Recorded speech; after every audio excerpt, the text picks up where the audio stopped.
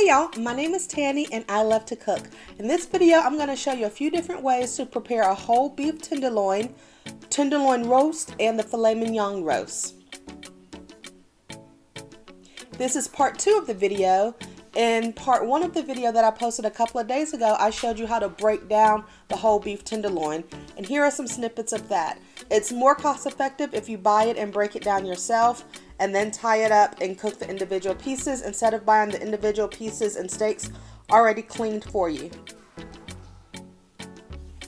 So this is the tenderloin roast. This is the Chateaubriand and the filet mignon pieces on the end. I'm going to start off with a small amount of olive oil or grapeseed oil, and then I'm going to add some smoked sea salt. I bought this bag from Amazon a couple of years ago. It lasts forever. I'm going to add black pepper and smoked paprika.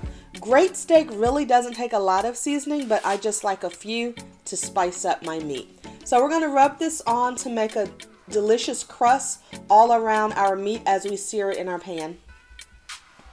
So we're just going to put our seasoning on all sides of the meat and rub it in. You'll notice this meat is tied off to help it keep its shape and uniformity, and that is shown to you in part 1 of the video that I posted a couple of days ago.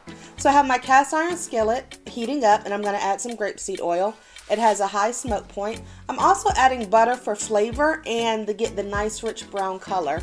So I'm taking my meat that's rested and it's at room temperature and seasoned, and I'm going to sit it in the pan and let it cook.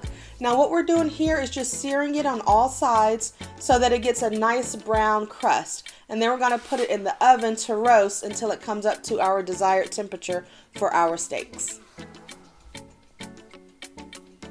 On the side, I am making some potatoes in the back, and I'm sauteing off some butter, and later I'm going to add in some vegetables into that butter. So you just want to keep an eye on your steak and make sure it's not too high as you turn it on each side.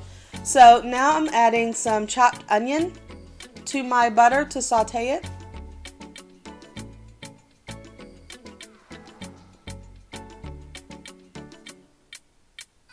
You want to make sure to brown your meat on all sides, including the ends.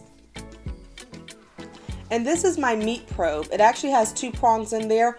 I'm just using the one on the right, so I'm going to put the prong into the meat, and then this whole thermometer magnet will stay on top of the stove as the prong is inside of the oven at 400 degrees cooking. So this way I don't have to keep opening my oven up in order to measure the temperature. My onions are sauteing nicely, so now I'm just going to add in some sliced mushrooms. These are washed and sliced mushrooms. Mushrooms and onions make a delicious accompaniment with steak. So I'm just going to cook it on low.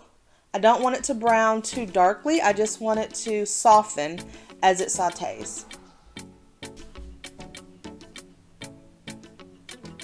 I'm adding garlic to my mushroom and onion mixture. I like to season my vegetables well. Onion powder.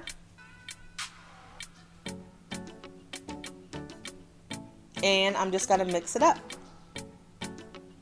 After that is mixed up and cooked sufficiently, I'm just going to move it to a separate bowl to add to my serving platter.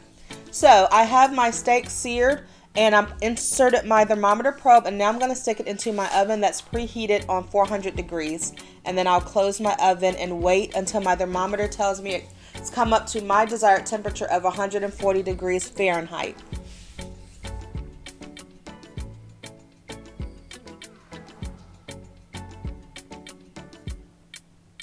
So you'll see on the right hand side it's currently at 117 degrees. So it's reached the 140 degrees internal temperature. That's what the internet says is great for medium rare.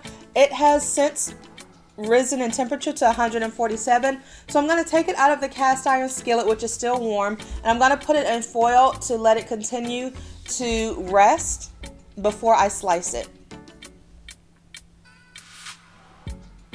So I have my garlic green beans and my roasted potatoes on the platter. Next up, I just sliced my beef, and it looks delicious. Now it is a little bit more rare than I usually like, but it's great for families where some people like it more medium rare, or well done, and you can get it well done by heating it up the next day or in the microwave or in the oven again, so it's great. Another preparation for making your beef tenderloin is to cut the filet mignon steaks, and that's what I did here. So we're just going to season these up with my smoked sea salt. We're also going to add black pepper, and it doesn't take a lot to season this meat because it's so delicious and tender that a little salt and pepper is really all you need. If you wanted to add garlic powder, onion powder, liquid smoke, you definitely could.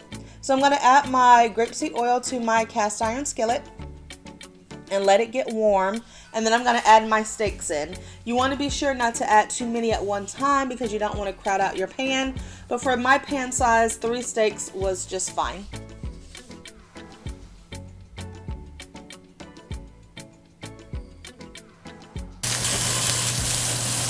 Listen to that sizzle. You want to sear these on all sides.